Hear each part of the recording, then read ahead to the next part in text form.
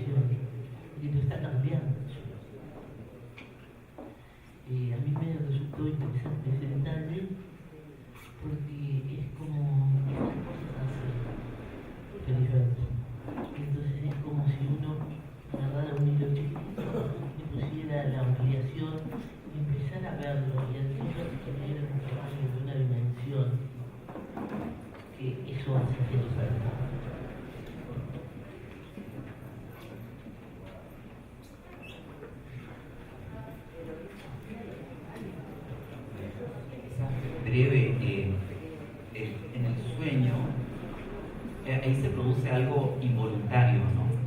Algo que es muy preciso e involuntario.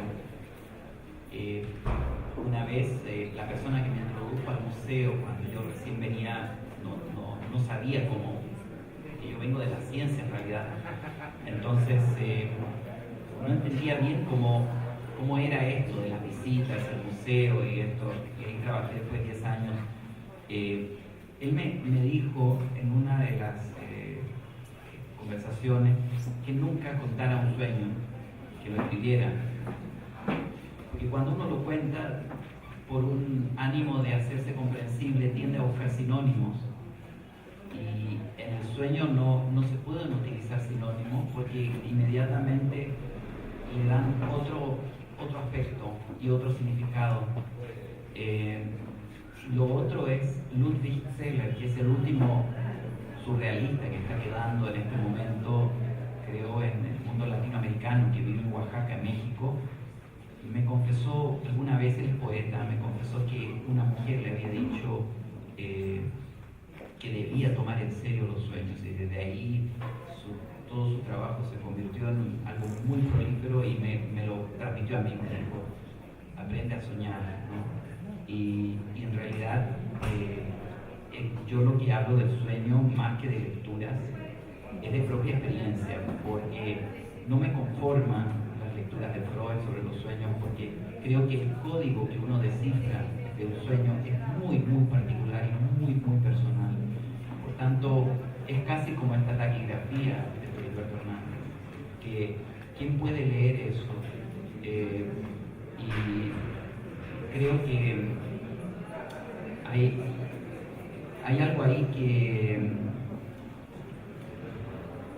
lo que yo he intentado en este momento, y que después me enteré que en realidad en el budismo se hace también, es entrar en el sueño y en esa relación metasimbólica hacer preguntas, porque la subjetividad en el sueño no es tajante, no es marcada. El sujeto tiene posibilidad, o sea, el sujeto se empieza a abrir en todos aquellos que participan en el sueño. En el sueño estamos en una dimensión mítica, entonces no hay un yo y un tú como lo entendemos en la realidad, sino que uno puede leer el pensamiento del otro, por decir inventar, imaginar, pero se abre. Por eso ahora a mi pareja le digo siempre, vamos a acostarnos, sí, para ir al taller, porque para mí soñar es un taller, se convirtió en un taller, me encanta. En la noche se abren múltiples talleres. No, que estamos hablando del sueño, lo que tú traías sobre el sueño. Hay una cosa interesante, no sé, Walter, que es conocedor de tanta gente que está actualmente y hace tiempo trabajando, tesis doctorado sobre la obra de Felisberto. Me estoy pensando en el lugar de la noche en la escritura de Felisberto. El lugar de la noche, por lo menos en esto que yo traje hoy, que he estado trabajando mucho, el tema del caballo perdido. En ese texto que he venido trabajando de hace tiempo, también con colegas, compañeras de grupos de trabajo, de literatura y arte que tenemos sobre esto, sobre todo hemos trabajado con Felisberto, con Walter. Una cosa que nos llama la atención es que las transformaciones que trae Felisberto en el texto todas vienen de la noche, son hijas de la noche. Casi ninguna transformación que se empieza a ser otro acontece en el día. Eso lleva a pensar la atmósfera onírica de la escritura de Felisberto y la relación entre, por así decir, el inconsciente y lo consciente. Ese texto maravilloso que está... ¿Cómo terminaste el texto vos? Deme la frase final de la dedicatoria a tu mamá. Este caballo perdido fue encontrado por Mabel cuando él galopaba en el gran espacio de la frente de ella. Metáfora maravillosa, ¿no? O sea, los textos no tienen que galopar. Y ahí en la pared hay un texto que galopa, porque no está quieto, está galopando, que es explicación falsa de mis cuentos. En explicación falsa de mis cuentos, si tiene que Felisberto declarar un enemigo, es la conciencia. Mis cuentos, y si obligado o traicionado por mí mismo, yo no puedo decir. Sé que tiene leyes propias, que no puedo conocer, y que son ajenos a la conciencia. Repite 5 veces la palabra conciencia. Y en ese texto que sigue galopando, el galope final que se pierde en el horizonte, nos dice, mientras se aleja, la verdad que yo no sé por qué hago mi cuento. Lo único que sé es que él desconfía de los extranjeros que la conciencia le recomienda. Está hablando de lo otro, lo que tengo acá, traje ahí porque cuando va adherido, le galopan frases en la frente. Cuando dice en Clemente Collins, debo escribir sobre muchas cosas, pero la impenetrabilidad es una cualidad intrínseca de ellas. Tal vez cuando creamos saberlas, dejamos de saber que las ignoramos, porque la existencia de ellas es fatalmente oscura y es una cualidad. Los sueños no tienen que ser interpretados. Los psicoanalistas sabemos que consideran que es el ombligo del sueño, que hay algo que no puede ser abordado, que no tiene por qué ser abordado, porque la riqueza del sueño es un producirse permanente. Y ahí es el taller que tú decís, que es el taller del movimiento. O sea, no hay cosa peor, y por eso los artistas desconfían del psicoanálisis, porque el psicoanalista se puede interpretar los sueños. No es una interpretación, es una realidad, porque es buscar un corset teórico y que a veces obtura ese lado de visitar lo lírico del sueño, aceptando que hay una impenetrabilidad. Y que esa oscuridad, como decía Juan Gelman, hablando en un prólogo de una antología poética publicado en México, dice en algún momento, dice, tal vez las obsesiones siguen siendo siempre las mismas. La vida, la muerte, el amor, la pérdida, la hija, dice, son cosas que me sumen en una abierta oscuridad de sentido. Abierta oscuridad de sentido. Hay cosas que tienen que permanecer oscuras, pero abiertas, para que me relance la búsqueda. Eso también es la escritura de Felisberto. Y vuelvo a decir, no es casualidad. La mayoría de las transformaciones subjetivas de caballo perdidas, si ustedes bucean en el texto de nuevo, se dejan galopar por el texto, todas son al caer la tarde o en la noche.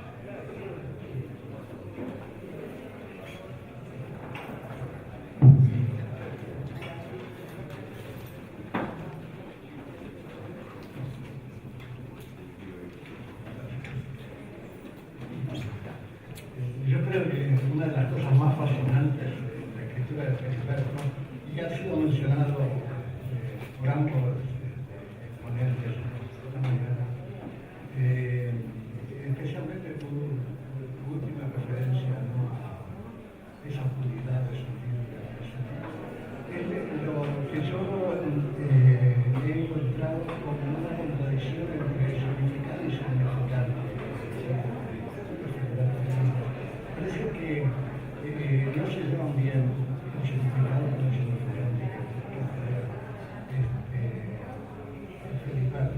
Y la razón me parece que está en aquello que Levi Strauss definió como significado flotante, es decir, como que hay un exceso de significado que no puede ser captado por el significado en la escritura de Roberto.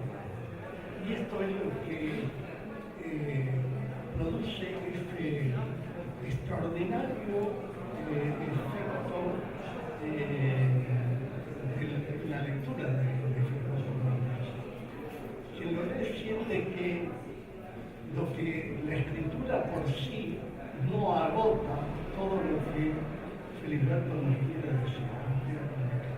Entonces eso nos lleva al lector a un proceso que yo podría llamar creativo también, porque nos excedemos, vamos en busca de eso que está sugerido, pero que no está explícito en contenido, ni en el significado, ni en el significante. Hay algo que flota y que no nos hace. Y eso parece que es lo que permite que sigamos leyendo a los Hernández y que nos sigan leyendo a muchas generaciones que van a después de nosotros.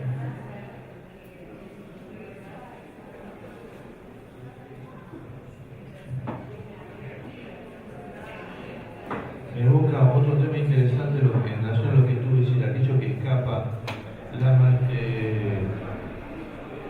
En muchos textos de Filiberto es un gran tema el tema del agua.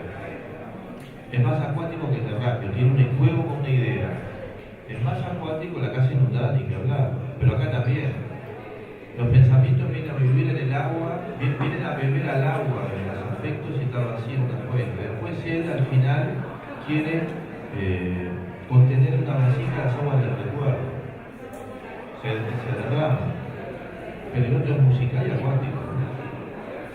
Tiene casa inundada, ¿no? Es un poema en relación a todo eso. O sea, en relación al movimiento, al inaprensible del movimiento que no puede decir. El agua no la puedes así, se te escapa. Siempre se te escapa.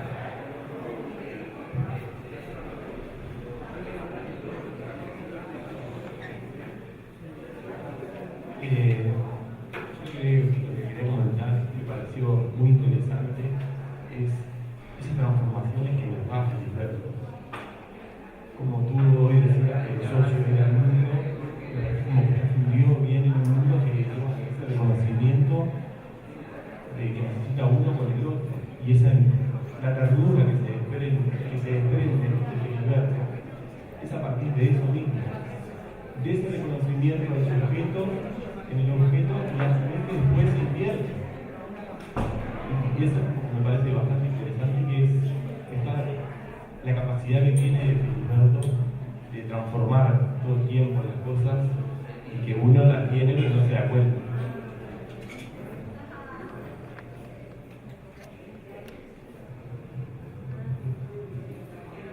Quizás volviendo un poco al lo que uno tiende siempre a hacer cuando lee a Filiberto Hernández es subordinarlo, ¿no? a un género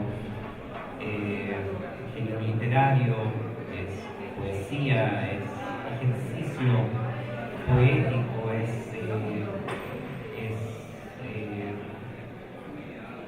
es una especie de juguete, también existe eso como juguete, algo porque no hablamos mucho, que yo creo que es muy importante, pero para eso tendríamos que darle el curso del seminario del humor, cómo funciona el humor, hace reír. Yo creo que tiene que ver un poco con lo que también decía usted, que dice mucho más de lo que dice. O sea, al leerlo nos encontramos con que cuando volvemos a releer el cuento o las frases, nos damos cuenta que dice mucho más. Entonces, esto es un lenguaje inundado en realidad. Es un lenguaje que inunda. O sea, tiene una imaginación inundada. O sea, no es un lenguaje estrictamente denotativo, transparente, instrumentalizado, como se acostumbra, como suele ser el lenguaje político, ¿no? Que ya todo está ya concertado, ¿no? Hasta los chistes ya están en el protocolo, sino que es algo que derrame. En un momento Víctor habló del derrame, y no es casual que una de las revistas de la generación contemporánea, sucesores de Ludwig Seller, surrealista, esa revista se llama Derrame, que sale ahora en Chile, porque el derrame tiene que ver mucho con esta noción de la ramificación también, ¿no? Pero también con esa idea de la inundación también, como algo, esa expresión como me estás inundando, ¿no? Algo así como esa expresión, cuando uno está enamorado empieza a ver cosas, luces, un resplandor del otro, en el enamoramiento que uno siente que el otro lo está inundando en realidad, ¿no?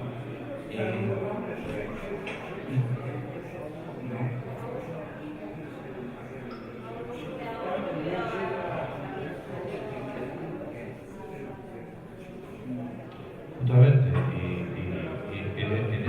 en ese derrame que siempre es movimiento, el derrame implica movimiento, no puedes contenerlo, te atraviesa, te traspasa, te trasciende.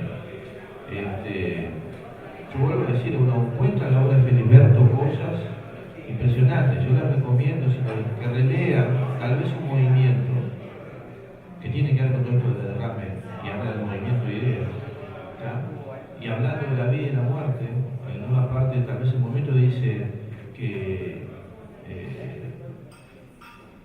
la idea que yo siento se alimenta del movimiento y de una porción de cosas que no quiero saber del todo, porque cuando la sepa se detiene el movimiento, se muere la idea y viene el pensamiento vestido de negro a hacerle un cajón de medida con agarraderas doradas. Es impresionante.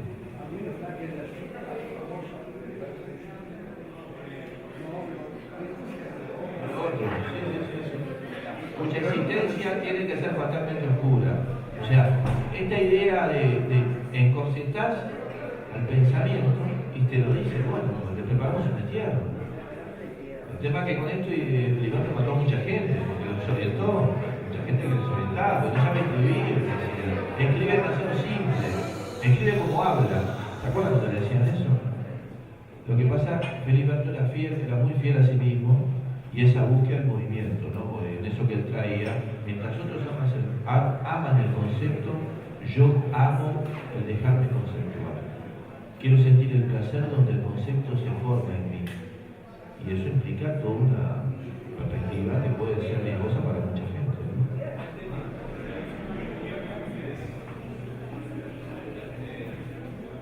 Es lo mismo que está diciendo ustedes, me parece muy similar, en una palabra clave que él, en el libro Sin Tapas es recurrente, que es el misterio. En definitiva, es todo esto, el excedente, el que me inunda, es el misterio que él, en determinados cuentos del libro Sin Tapas, lo proclama como una defensa, digamos, una novia, una mujer que no la quiere definir, no la puede describir del todo porque la va a encorsetar, la va a limitar y va a dejar de gustar. En definitiva, siempre tiene que tener un halo de misterio. Y en definitiva, ese salirse de lo teórico, de lo conceptual, y ese otro, vicio de mi parte, quizás intentar de alguna manera así sintetizar para poder explicarlo, yo lo puedo llegar a asociar con un relacionamiento mucho más afectivo, lo puedo decir, y en definitiva, el misterio siempre como la puerta que a mí me da el afecto. Cuando, en definitiva, para yo sentirme contento, para tener sentimientos, porque en definitiva me estaba poniendo a pensar, ¿qué está buscando Filiberto? Quizás está buscando ser feliz, simplemente. Quiero decir, o estar bien, bienestar, yo qué sé, estar bien. ¿Cómo estoy bien? A través del misterio, a través de algo que no sé bien cómo es.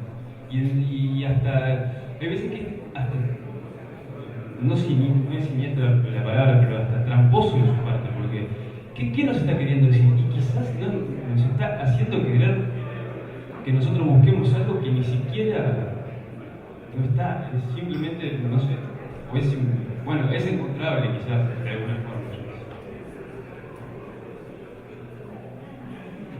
Quizás algo que llama la atención en la obra de Filiberto Hernández, lo que tú acabas de decir. Cuando uno dice un libro sin tapas, también uno dice un libro desnudo. un libro abierto. Yo creo lo que nos pasa cuando lo leemos, nos damos cuenta que no nos damos cuenta.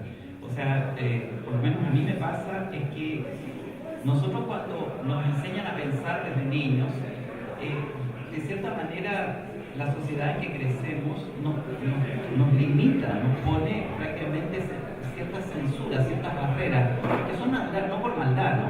Pero no, porque en realidad los niños tienen una creatividad desbordante, pero generalmente eso se frena, porque claro, el tema que hablábamos el otro día, la creatividad es peligrosa. ¿Por qué es peligrosa? Porque no se puede controlar, decía Rogers en ese tiempo, porque uno tiende a controlar, tiende a estructurar, tiende a encajonar. Cuando los hijos se enamoran, los padres empiezan a sentir miedo. Pero ¿por qué sienten miedo? Porque de repente ya no están donde tenían que estar. Pero si el sábado me ayuda a limpiar el auto, ¿dónde está ahora? ¿No? Que lo que pasa es que están, ¿pero con quién? A ver, invítala. Entonces, hay algo que se dan cuenta los padres que las madres me entienden más rápido a veces, pero ¿cómo se enamoró? Pero sí es natural, sí, pero porque ya no es controlable, no es controlable. Pero poco a poco ya él empieza a controlar su propia célula con su novia y ya empiezan ya a generarse como cajitas, ¿no? La creatividad es algo que yo creo que nos impulsa a no solamente a inventar, sino que a pensar. Y en esto yo creo que Feliberto Hernández nos pone fronteras en realidad, pasa las fronteras. Yo creo que ahí hay una genuinidad, ¿sí? Que yo creo que nos sirve como un ejemplo en este caso, ¿no?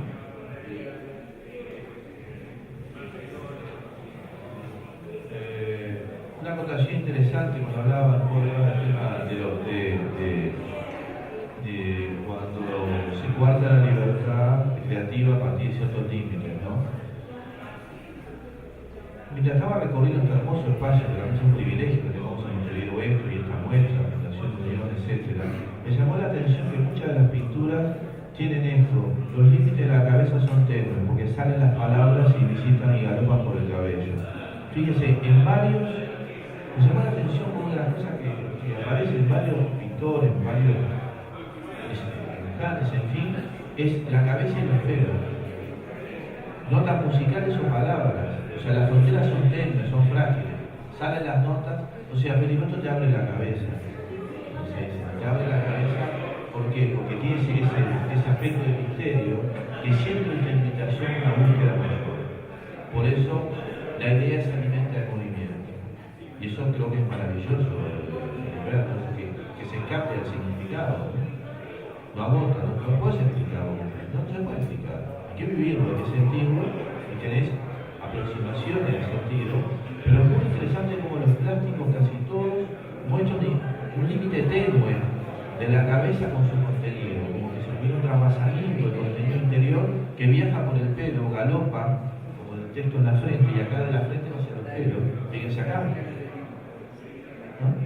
Como me captó muy bien, y en aquellos de allá también, hay varios que aparecen, en otros aparecen todos los nombres de los cuentos en los cabellos, o sea, es una gran metáfora de lo que indica Feliberto. Feliberto invita a hacer las fronteras tenues entre la escritura y la música, entre la sensorialidad y el pensamiento, entre tantas categorías, entre los sabidos y los sabidos, entre no sé dónde salen los cuentos, que alguien dirá, no es un improvisador, no, Walter cuenta todo lo que se pillaba las palabras de Feliberto para después escribir el cuento, cuánto le llevaba a escribir un texto. Pero sin embargo, como vivía en él también aquel que borraba las fronteras. Entonces, yo creo que efectivamente Feliberto es una invitación a la libertad de creación.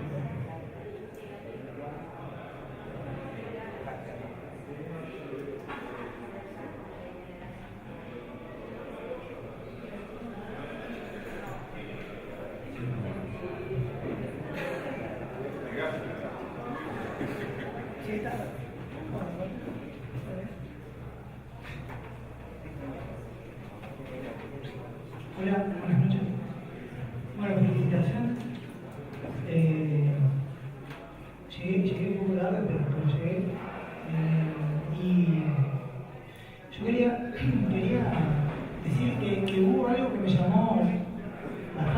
atención en la ponencia de Lebel, y fue como esa observación de un estudiante que realizaba una tesis como por ráfagas, como por trazos pictóricos, y que es lo que me ha pasado muchas veces leyendo a Feliberto, como encontrando repeticiones musicales como si fuera casi un poeta al que no le gustan las oraciones, sino que le gustan las letras y las palabras, ¿no? Estaba pensando, bueno, cuando ustedes, cuando leía Guerra en Fragmentos de Caballo Perdido, o en las múltiples citas que hacían de Feliberto, que hay una reiteración y que la música tal vez tiene bastante que ver en esa escritura artística del lenguaje, ¿no? Es uno de los pocos artistas del lenguaje, me parece a mí, que tiene la literatura en este país. Artista, digo, porque una cosa es ser escritor, que hay muchos, tal vez demasiados, no lo sé, pero hay bastantes. Y otra cosa es ser un artista del lenguaje, y está bueno marcar esa diferencia, porque cada página de Feliberto está tan notoriamente pulida, tan buscada, está tan trabajada, es como si hubiera pesado cada palabra, ¿no?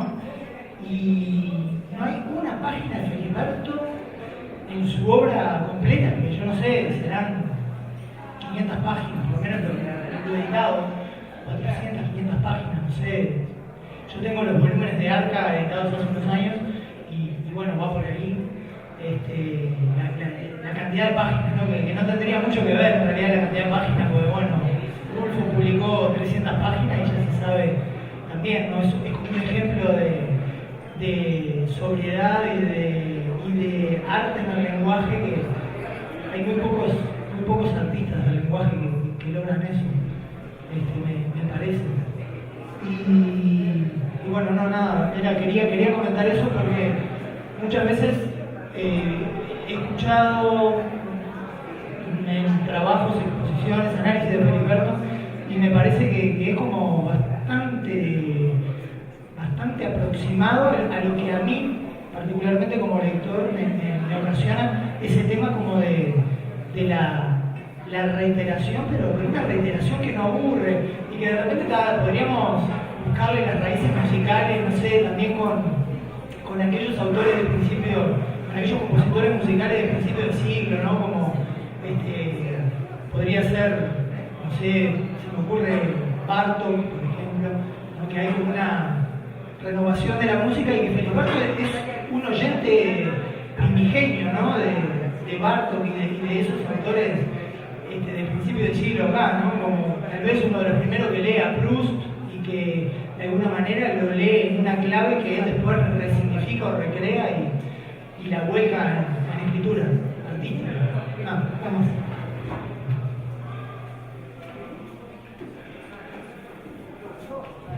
Respecto a la musicalidad, no olviden que es uno de los pocos escritores que son músicos, que hace muchos años, entrevistando a una señora, recuerdo que me contaba que estaba escuchando a Feliberto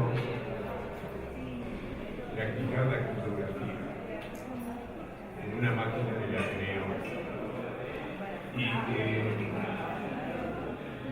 Feliberto no sabía que ella estaba allí, ella estaba tras las cortinas, y que el tecleado de Feliberto, el tecleado de la máquina de escribir, era musical.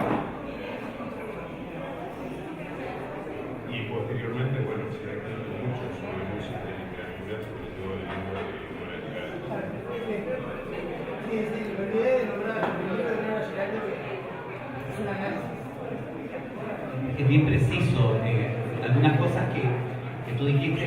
El cuarteto de cuerdas de la Bartók, el cuarto cuarteto de cuerdas, es un palíndromo, es un trabajo bastante interesante, que es una figura. Yo no quise hablar del palíndromo en esto, pero en realidad son figuras que se pasan de la letra. Hablé del ojo nomás, se pasan de lo literario a lo musical o a lo visual. Pero hay algo que yo creo que a ustedes todos les hará pensar. Cuando uno tiene una biblioteca y cuando uno tiene los discos, ¿no? Generalmente uno saca un disco y lo pone y lo vuelve a poner, y generalmente uno pone un disco a lo largo de un tiempo, lo pone varias veces al año, varias veces al mes. Hay gente que lo pone varias veces al día. Lo curioso es que muy poca gente lee un libro más de una vez. Lo tienen en la biblioteca, pero sienten que leerlo una segunda vez no tiene sentido. Y es bien curioso eso. Yo creo que esta literatura, este tipo de narrar de Feliberto Hernández debería incitar y incentivar de leer una y otra vez. Bueno, en realidad, trabajando con clásicos, digamos, con cátedras en la universidad, nosotros estamos todo el tiempo leyendo, varias veces tenemos que leer, porque los mismos estudiantes también hacen trabajo sobre ello y entonces tenemos que revisar. Pero en realidad, leer por placer varias veces, yo creo que generaría otra idea de lo que es literatura. Nosotros generalmente, no sé, por un asunto de tradición, leemos solamente una vez. Y todo lo que uno lee más de una vez es un breviario o es un texto religioso que generalmente. Pero el tema es acá que los textos de Feliberto Hernández se pueden también leer como partituras. Y cada interpretación, o sea, cada lectura es diferente. Y ahí entramos prácticamente en otro tipo de lectura. Yo creo que el género leer, o sea, por eso yo hablo de vivir, ¿no? Vivir. Creo que ahí hay algo que podríamos cambiarlo. Hay una palabra clave que usted nombró cuando le presentamos la tesis, que es liturgia, ¿no? Feliberto se puede leer, se puede sentir como una liturgia, no, solamente eso. Que me parece que va un poco por ahí. Y la relectura de Feliberto es seguramente una interpretación de la misma pieza de distinto modo, ¿no?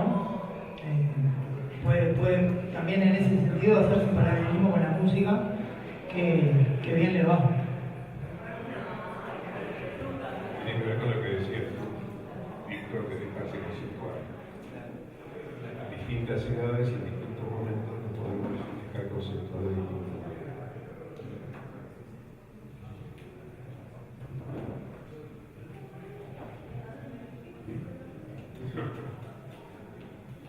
Cerramos acá entonces. Muchísimas gracias.